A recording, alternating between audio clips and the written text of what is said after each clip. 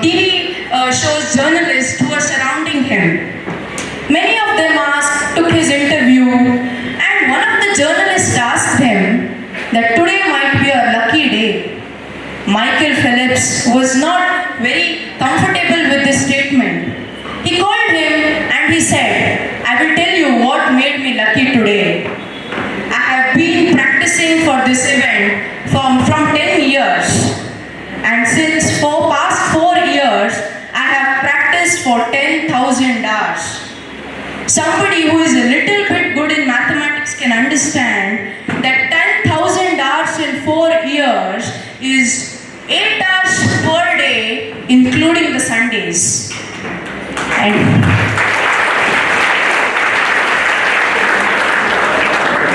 And then Michael Phelps said to the journalist that if you can stay in water for 8 hours per day, then you ask me this question, what made you think that today is your lucky day?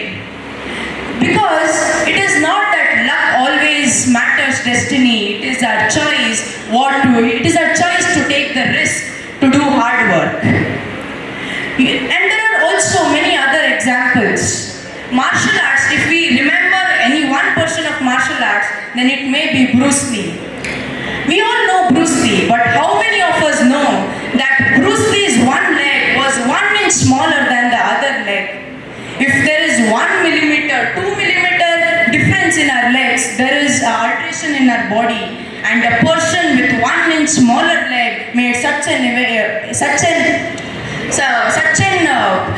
success, then we all can do it.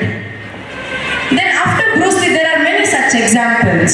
But making choice is not only a thing. Making choice at the right time is also very important. There was a small boy. A father took him to a toy store. He said that I don't have much of time, but you choose your toy and I will get you there. A boy went and boy saw a toy. He said that yes, this toy is very good, I'll take this toy. Then he saw another toy. He wanted to take that toy also. Then he saw a truck which was shining very much. He told his father that I will take this. And at the last moment he said, no, I will take this. Now the father was very angry. He said, 1 more minute, I am not going to wait here. Then the boy was so confused that he did not choose anything. Then the father took him. Then the boy had tears in his eyes because he wanted to take everything, but he ended up with nothing. We all are like this kid, we all are like this boy, and life is a toy store. We want everything. We want everything, but it is the responsibility of us to know that when to make what choice.